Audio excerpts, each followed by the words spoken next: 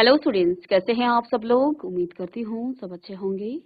मैं Meena Rana ICT virtual class में आपका स्वागत करती हूँ। स्टूडेंट्स, हम पढ़ रहे हैं क्लास 7 की हिंदी व्याकरण में हम आज की क्लास में सर्वनाम को रिवाइज करेंगे। इससे पहली कक्षा में हमने संज्ञा पढ़ा था, संज्ञा के हमने भेद पढ़े और साथ में संज्ञा को जो है किस तरह से भाववाचक संज्ञा, आप विशेषण को कैसे भाववाचक संज्ञा में परिवर्तित करते हैं, संज्ञा को सर्वनाम को कैसे भाववाचक संज्ञा में परिवर्तित करते हैं। तो ये हमने यहाँ पर कल की प्रीवियस लेक्चर में पढ़ा था। आज की क्लास में हम सर्वनाम को रिवाइज कर रहे हैं। तो चलिए चलते हैं स्मार्ट बोर्ड पर। आज हम पढ़ेंगे सर्वनाम। अब इससे पहली कक्षा में हमने संज्ञा पढ़ा है और संज्ञा हम कहते हैं किसी व्यक्ति, किसी वस्तु, स्थान, भाव, गुण आदि के नाम को हम संज्ञा कहते हैं। लेकिन संज्ञा के बाद सर्वनाम का प्रयोग क्यों हो रहा है, सर्वनाम क्यों आया। अब सर्वनाम आने का कारण ये है, आपने कहा रमेश कक्षा 7 में पढ़ता है।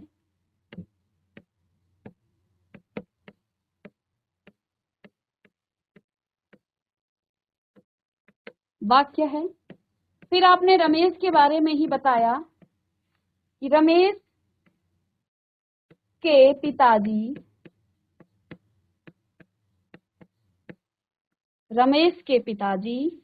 अध्यापक हैं। रमेश के पिताजी अध्यापक हैं। फिर आपने कहा रमेश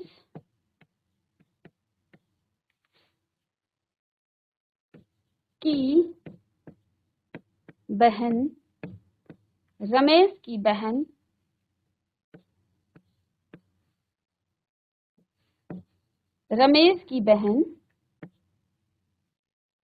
10वीं में पढ़ती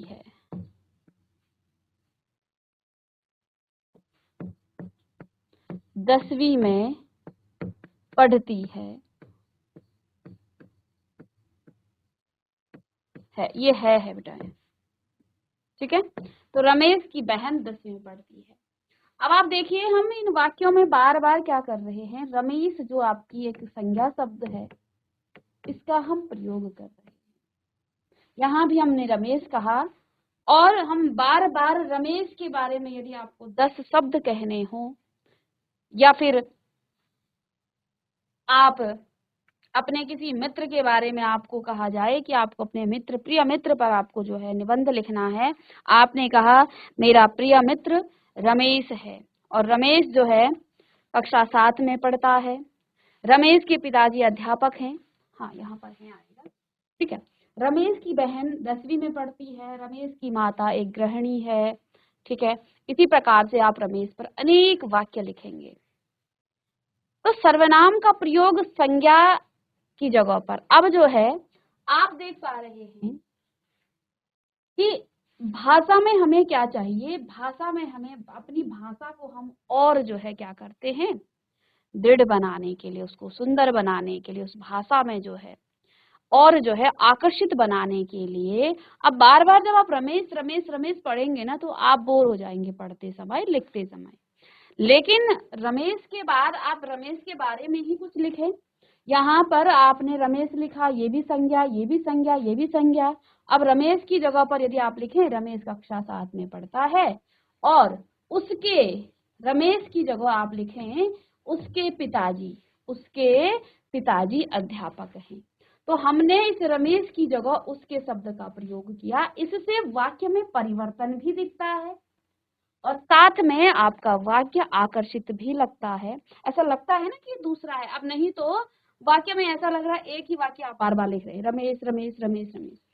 तो अब हमने रमेश ना लिख करके उसके पिताजी अध्यापक हैं। अब फिर रमेश की बहन की जगह उसकी बहन 10वीं में पढ़ती है, ठीक है। तो यहाँ हम संज्ञा के स्थान पर जो ये उसकी शब्द है, यही आपका सर्वनाम है और सर्वनाम का प्रयोग संज्ञा के स्थान, देखो संज्ञा था आपका रमेश, और इसी रमेश के स्थान पर हमने उसके और उसकी शब्द का प्रयोग किया है। तो जब हम संज्ञा के स्थान पर किसी अन्य शब्द का प्रयोग करते हैं, वो अन्य शब्द आपका सर्वनाम कहलाता है। क्यों हम सर्वनाम का प्रयोग कर रहे हैं? क्योंकि बार बार आप एक ही शब्द को लिखेंगे हर वाक्य में, तो वाक्य आपका जो है अरुचिकर लगेगा, उसमें रुचि आपको नहीं आएगी पढ़ने में और लिखने में। लेकिन जब आप वाक्यों को बदल कर लिखेंगे कि रमेश कक्षा 7 में पढ़ता है, उसके पिताजी अध्यापक हैं, उसकी माताजी एक गृहिणी हैं और उसकी जो बहन है वो 10वीं में पढ़ती है, तो अब जो है वह शाम को खेलने जाता है और उसके घर में 4 कमरे हैं, या ऐसे भी आप कुछ भी उसका जो है एक पालतू जो है जानवर है जिसका नाम कुछ भी आप लिख सकते हैं। तो यहाँ परिवर्तन आ रहा है वाक्य में, और जब एक ही संज्ञा को आप बार बार रिपीट करेंगे, बार बार दोहराएंगे, तो ये आपको बोरिंग लगेगा। इसलिए संज्ञा की जगह पर सर्वनाम का प्रयोग किया गया है। तो संज्ञा को के स्थान पर जब हम किसी अन्य का प्रयोग करते हैं, वो आपका सर्वनाम कहलाएगा। तो अब आप लिखेंगे संज्ञा के बदले में आने वाले शब्द को सर्वनाम कहते हैं। उदाहरण के लिए मैं, अब अपना नाम न लेकर मैं कहूंगी, या तुम, आप, वह, वे आदि। तो संज्ञा के स्थान पर प्रयुक्त होने वाले शब्द को सर्वनाम कहते हैं। संज्ञा की पुनरुक्ति न करने के लिए सर्वनाम का प्रयोग किया जाता है कि आप संज्ञा को बार बार न बोलें, उसकी पुनरुक्ति न करने के लिए कि वो बार बार दोहराए ना, हम उसको पुनरुक्त ना करें। बार बार हम रमेश रमेश रमेश रमेश लिखने के बजाय अब हम उसके स्थान पर अन्य शब्दों को प्रयोग करेंगे। ठीक है, तो हमारा भाषा कोश क्या होना चाहिए? बहुत दृढ़ होने चाहिए, उसमें इतने शब्द होने चाहिए कि हम कहीं पर भी किसी शब्द को, अलग अलग शब्दों का प्रयोग करके हम क्या करें, फिर वो जो है आपका वाक्य क्या लगता है, अच्छा लगता है। आपने देखा होगा कभी आप हिंदी भाषा में जब कोई कविता लिखते हैं तो अलग अलग शब्दों का प्रयोग किया जाता है, ठीक है ना। तो इसलिए संज्ञा के स्थान पर हमने सर्वनाम का प्रयोग किया ताकि भाषा संज्ञा को जो है बार बार पुनरुक्त ना किया जाए। ठीक है, जैसे मैं, तू, तुम, आप, वह, वे आदि। ठीक है, तो सर्वनाम सार्थक शब्दों के 8 भेदों में से एक है। सार्थक शब्द आपके 8 हैं, जिसमें संज्ञा शब्द आ जाता है, फिर आपका सर्वनाम आता है, फिर आपका क्रिया विशेषण, सबसे पहला संज्ञा, दूसरा आपका आ जाता है सर्वनाम, फिर आप क्रिया विशेषण, फिर क्रिया, फिर विशेषण, फिर आपका क्रिया विशेषण, फिर समुच्चय बोधक, संबंध बोधक और विस्मयादि बोधक। ये 8 आपके क्या हैं? सार्थक शब्द हैं। 8 सार्थक शब्द हैं। वो कौन कौन से हैं? पहला है संज्ञा, दूसरा सर्वनाम, फिर आपका विशेषण पहले आएगा, फिर क्रिया, फिर आपका क्रिया विशेषण, समुच्चय बोधक, और इसके बाद आपका संबंध बोधक, फिर समुच्चय बोधक, और फिर आपका विस्मयादि बोधक। ये हमारे हिंदी व्याकरण के 8 जो हैं सार्थक शब्द हैं। सार्थक शब्दों के 8 भेद हैं, जिनमें से आपका सर्वनाम एक है। तो सार्थक शब्दों के 8 भेदों में से एक भेद है आपका सर्वनाम। इससे पहले आपने संज्ञा पढ़ा और आज की क्लास में आप पढ़ रहे हैं सर्वनाम, जो कि आपका इन्हीं सार्थक शब्दों का एक भेद है। तो आपने कल की क्लास में संज्ञा के भी भेद पढ़े थे। इसी प्रकार से यहाँ पर जो है फिर इसमें कहा है व्याकरण में सर्वनाम एक विकारी शब्द है। आपने इससे पहले लेक्चर में, संज्ञा से भी पहले, हमने शब्द विचार पढ़ा था। क्या पढ़ा था? शब्द विचार, वर्ण विचार पढ़ा, फिर हमने शब्द विचार पढ़ा। तो शब्दों के प्रयोग के आधार पर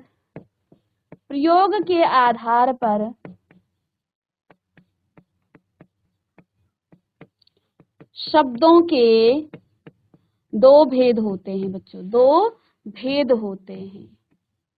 और कौन कौन से? पहला शब्द का भेद है विकारी और दूसरा है अविकारी। और जो ये 8 सार्थक शब्दों के भेद हैं ना, ये इन्हीं के बीच आते हैं।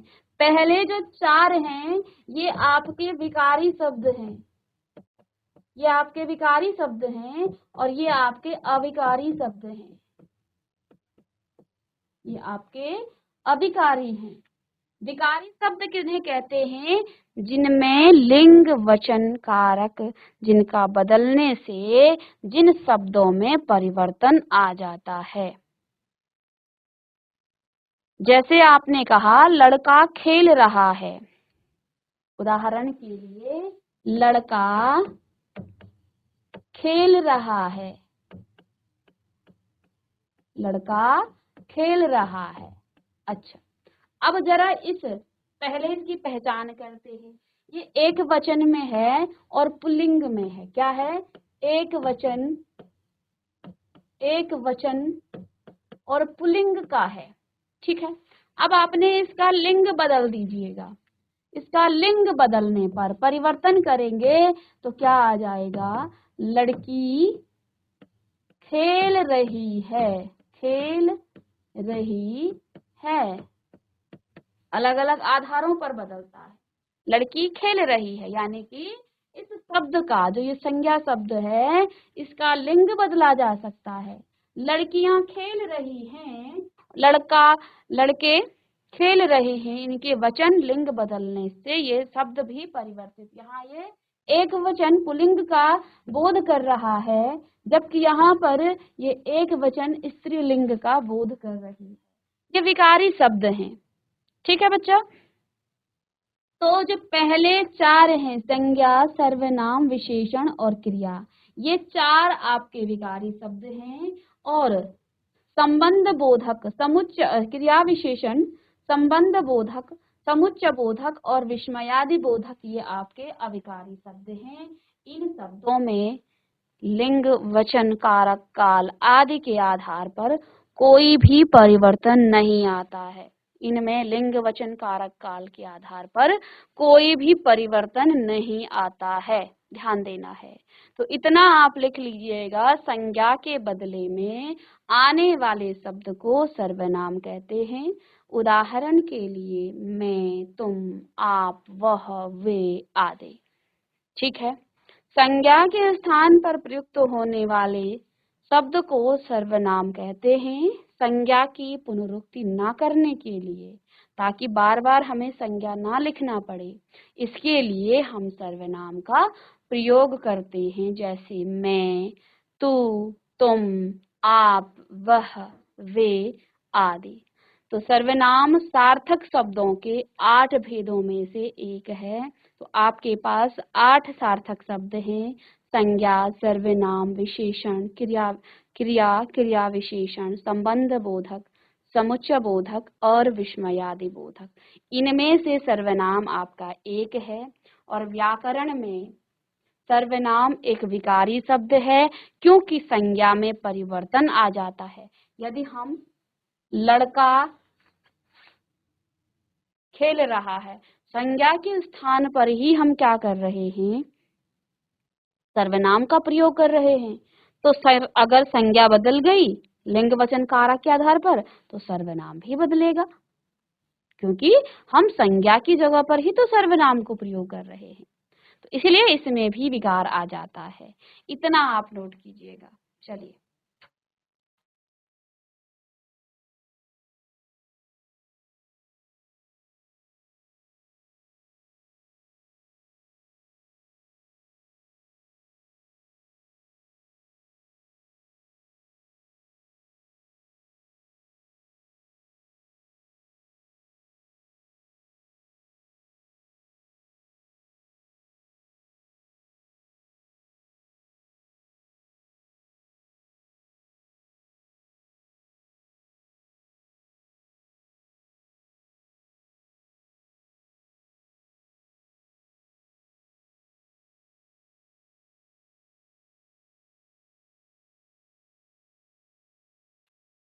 चलिए,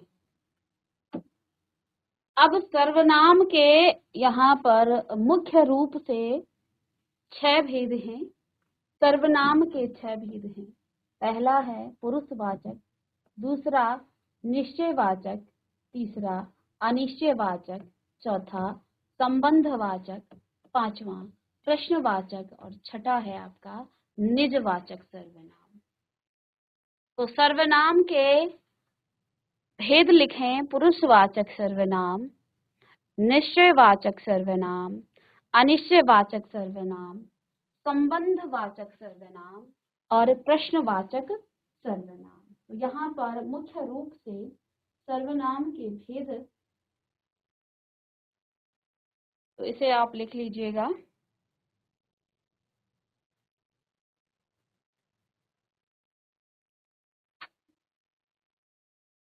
चलिए, तो यहाँ सर्वनाम के आपके 6 भेद हैं: पुरुषवाचक, निश्चयवाचक, अनिश्चय, संबंधवाचक, प्रश्नवाचक और अंत में है आपका निजवाचक। आइए, पुरुषवाचक सर्वनाम किसे कहते हैं?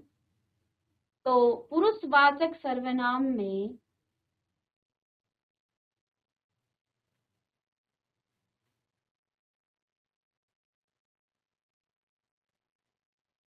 बोलने वाले, सुनने वाले और जो वहां उपस्थित नहीं है। हम जब भी कोई वाक्य कहते हैं, किसी के बारे में जब आप कहते हैं, तो हम सर्वनाम का प्रयोग या तो बोलने वाले के लिए करेंगे, या फिर सुनने वाले के लिए करेंगे, या फिर हो सकता है किसी अन्य जो कि उस जगह पर उपस्थित नहीं है उसके बारे में करेंगे। तो के लिए जिन सर्वनाम का प्रयोग होता है उसे पुरुषवाचक सर्वनाम कहते हैं। क्योंकि हम यहाँ 3 लोगों के बारे में बात करेंगे: बोलने वाले के लिए, सुनने के लिए वाले के लिए और किसी अन्य के बारे में बात करेंगे। तो इसी के आधार पर इसके भी 3 भेद हुए हैं। सबसे पहला उत्तम पुरुषवाचक सर्वनाम। जिस सर्वनाम का प्रयोग बोलने वाला स्वयं के लिए, अपने खुद के लिए करता है, उसे उत्तम पुरुषवाचक सर्वनाम कहा जाता है। जैसे मैं, हम, मुझे, हमारा आदि। अब इसमें भी एक वचन में और बहुवचन दोनों में वो अपने लिए प्रयोग करता है। तो उत्तम पुरुषवाचक सर्वनाम जिस सर्वनाम का प्रयोग बोलने वाला स्वयं के लिए करता है, अपने खुद के लिए करता है, और उसे जो है हम उत्तम पुरुष सर्वनाम कहते हैं। अब एक वचन में बोलने वाला अपने लिए कहेगा मैं, मुझे, मेरा, ठीक है, मुझको, मुझसे,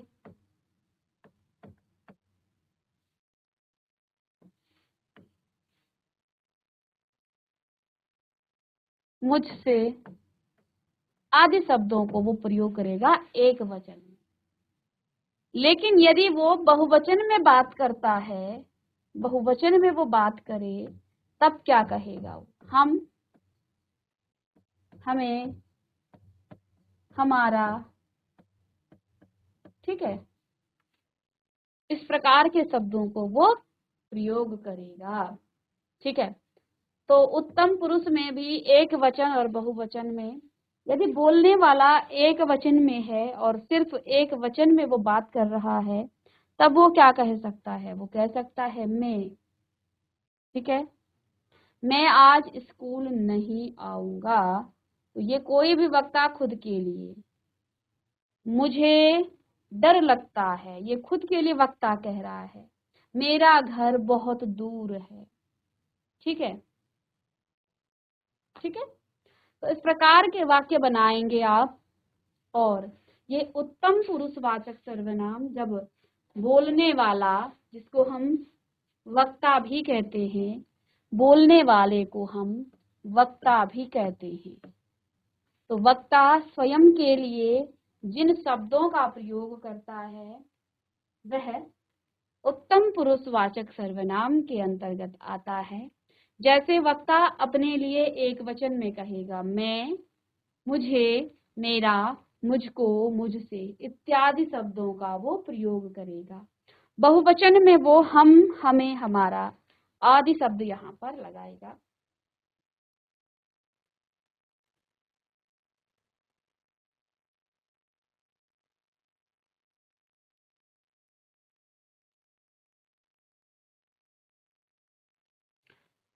इसके बाद दूसरा है मध्यम पुरुषवाचक पुरुष सर्वनाम। तो जिस सर्वनाम का प्रयोग बोलने वाला श्रोता के लिए अर्थात सुनने वाले के लिए करता है। तो जब बोलने वाला अब श्रोता के लिए क्या क्या शब्द यूज करेगा, उसे हम मध्यम पुरुष सर्वनाम में कहते हैं।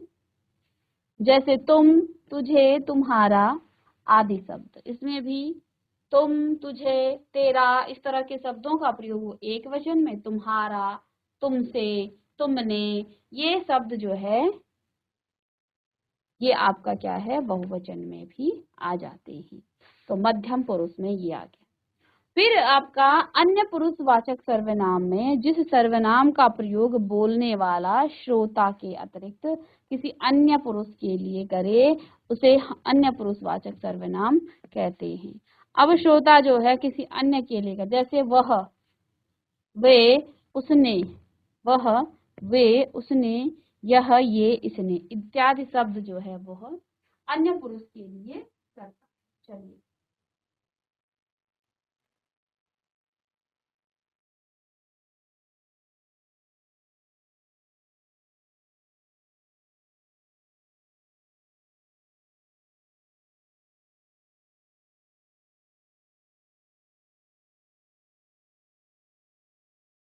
चलिए तो यहाँ पर हमने आपको पुरुषवाचक सर्वनाम के 3 आपको यहाँ पर भेद बताए। ठीक है, पुरुषवाचक सर्वनाम के 3 भेद हैं। ठीक है, इसमें पहला भेद आपका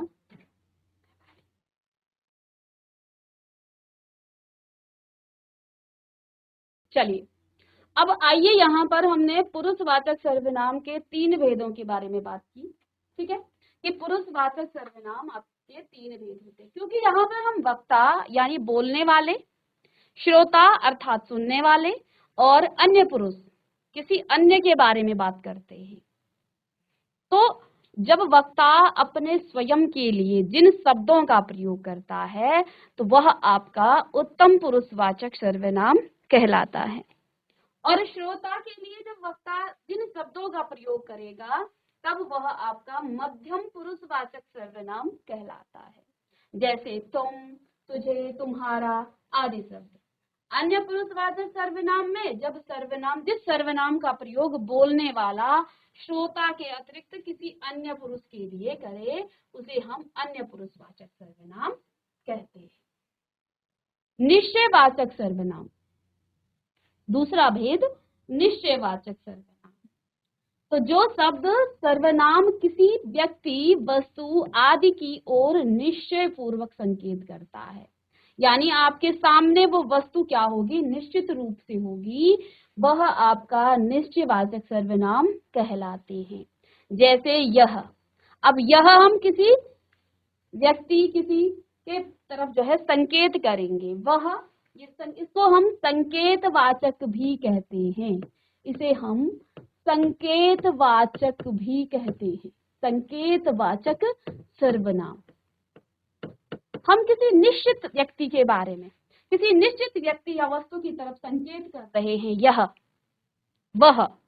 ठीक है, तो वे आपके सर्वनाम क्या कहलाते हैं, क्योंकि किसी विशेष व्यक्ति का निश्चित पूर्वक जो है बोध करा रहे हैं, इसलिए ये आपका क्या है, निश्चयवाचक सर्वनाम है। उदाहरण के लिए यह पुस्तक सोनी की है, ये पुस्तकें रानी की हैं। वह सड़क पर कौन आ रहा है, वे सड़क पर कौन आ रहे हैं। तो देखो यहाँ पर यह यानी कि किसी पुस्तक की तरफ क्या हो रहा है, यहाँ पर पुस्तक की तरफ, पुस्तक की तरफ, पुस्तक की तरफ संकेत किया जा रहा है, संकेत किया जा रहा है। और ये आपकी क्या है, एक निश्चित है, ये आपकी निश्चित है। ये पुस्तकें, ये भी आपके निश्चित है। वह सड़क, यानी कि ये भी आपकी क्या है, और पुस्तक की तरफ यहाँ संकेत हो रहा है, इसमें सड़क की तरफ संकेत हो रहा है। वे सड़कें, वे सड़क पर कौन आ रहे हैं, तो यहाँ पर सड़क वे की तरफ जो है क्या हो रहा, वे यानी कोई व्यक्ति है ना, ठीक है, तो वह सड़क पर कौन आ रहा है, ठीक। तो इसमें आपकी जो है किसी निश्चित व्यक्ति और किसी निश्चित वस्तु की तरफ जो है संकेत किया जा रहा है। इसके बाद आपका नेक्स्ट आ जाता है अनिश्चयवाचक सर्वनाम। तो जिन सर्वनाम शब्दों के द्वारा किसी निश्चित व्यक्ति अथवा वस्तु का बोध न हो, वे अनिश्चयवाचक सर्वनाम कहलाते हैं। जैसे कोई और कुछ। अब देखो, कोई और कुछ शब्द जो है क्या कर रहे हैं, किसी निश्चित व्यक्ति या वस्तु के बारे में नहीं संकेत कर रहे। हमें पता नहीं है कौन आ रहा है, कोई आ रहा है, अब वो कौन है, वो अनिश्चित है। इसलिए जब हम इन ऐसे शब्दों का प्रयोग करते हैं तो ऐसे शब्द आपके अनिश्चयवाचक सर्वनाम कहलाते हैं। द्वार पर कोई खड़ा है। अब ये कोई कौन है, हमें नहीं पता, निश्चित नहीं है, ठीक है। द्वार पर कोई खड़ा है, तो इस प्रकार के शब्द अनिश्चयवाचक सर्वनाम की तरफ संकेत करते हैं, अनिश्चयवाचक सर्वनाम का ये बोध कराते हैं। कुछ पत्र देख लिए गए हैं। अब वो कितने हैं, कुछ देखने हैं, तो ये कुछ शब्द वो कितने हैं वो निश्चित नहीं है, कुछ ये जो है आपका निश्चित नहीं है। कुछ पत्र देख लिए गए हैं और कुछ देखने हैं, तो ये कुछ शब्द आपका जो है अनिश्चयवाचक सर्वनाम की तरफ संकेत कर रहा है। तो यहाँ पर अनिश्चयवाचक सर्वनाम जिन सर्वनाम शब्दों के द्वारा किसी निश्चित व्यक्ति अथवा वस्तु का बोध न हो, तो वे आपके अनिश्चयवाचक सर्वनाम कहलाते हैं, ठीक है।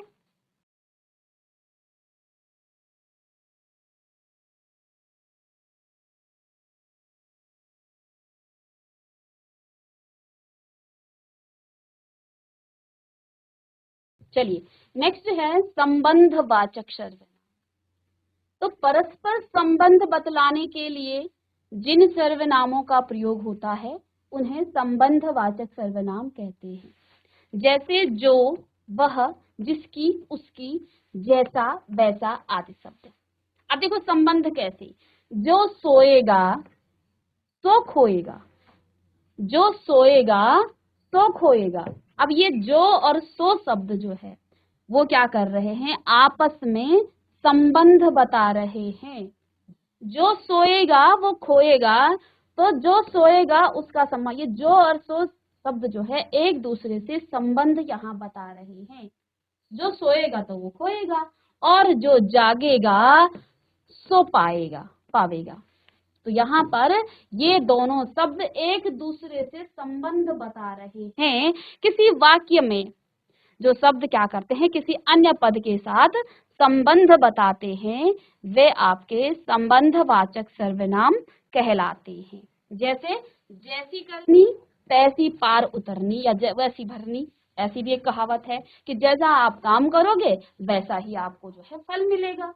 जैसी करनी वैसी भरनी। आप अच्छे से पढ़ोगे, अच्छे से आपके कंटिन्यूअसली आप जो है पूरे साल पढ़ोगे तो आपके मार्क्स अच्छे आएंगे, आपके नंबर अच्छे आएंगे, आपका रिजल्ट अच्छा रहेगा। तो जैसा आप काम करोगे वैसे ही आपको नंबर मिलेंगे, ठीक है। जो सोएगा, जो सोता है वो खोता है, क्योंकि जो समय की जो है कद्र नहीं करता है तो वो सब चीज खो देता है। क्योंकि समय पर जब आप काम नहीं करेंगे तो आपको सारी चीजें नहीं मिल पाएंगी। जो जागेगा वो पावेगा।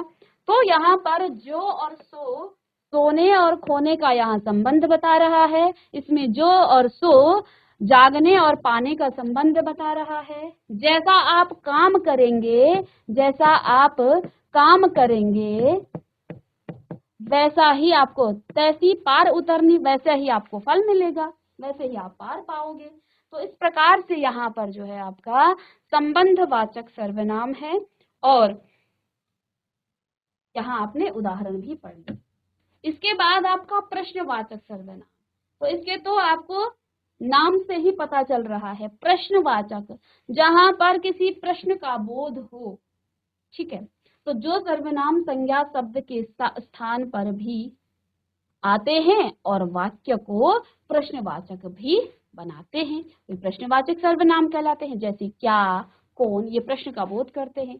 तुम्हारे घर कौन आया है? अब कोई तो होगा, कोई आया होगा, और वो क्या होगा?